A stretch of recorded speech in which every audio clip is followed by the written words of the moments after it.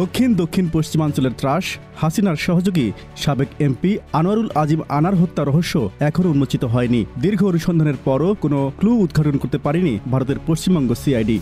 সে কারণে আদালতে পুলিশ অভিযোগপত্র দাখিল করলেও তাতে খুনের কোনো কারণ উল্লেখ করা হয়নি। আরও একাধিক অভিযোগপত্র পেশ করার সম্ভাবনা রয়েছে বলে জানা গেছে। এদিকে আনারের কন্যা মুমতারিন ফেরদৌস ডরিনের সঙ্গে তার বাবার শরীরের হাড় ও মাংসের ডিএনএ পরীক্ষার প্রাথমিক রিপোর্টে মিল পাওয়া গেছে। ফলে মরদেহটি যে আনারের তাতে কোনো সন্দেহ নেই, কিন্তু কারা তাকে খুন করল সে বিষয়ে আজও তথ্য মেলেনি। সূত্র জানায়, আনার ছিলেন দক্ষিণ দক্ষিণ পশ্চিমাঞ্চলের মাফিয়া। স্বর্ণ চোরাচালান সহ বৃহত্তর খুলনা ও রাজশাহী বিভাগের কিছু অংশের পরিবহন খাতের নিয়ন্ত্রণ ছিল তার হাতে। এ নিয়ে শেখ পরিবারের সঙ্গে তার ছিল বিরোধ। এছাড়া বিএনপি জামাত নিধনেও হাসিনার হয়ে এই অঞ্চলে ত্রাসের রাজত্ব কায়েম করেন আনোয়ারুল আজিম আনার।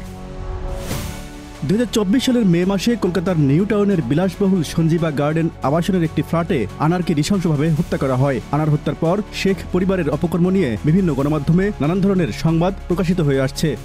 Z news, Dhaka.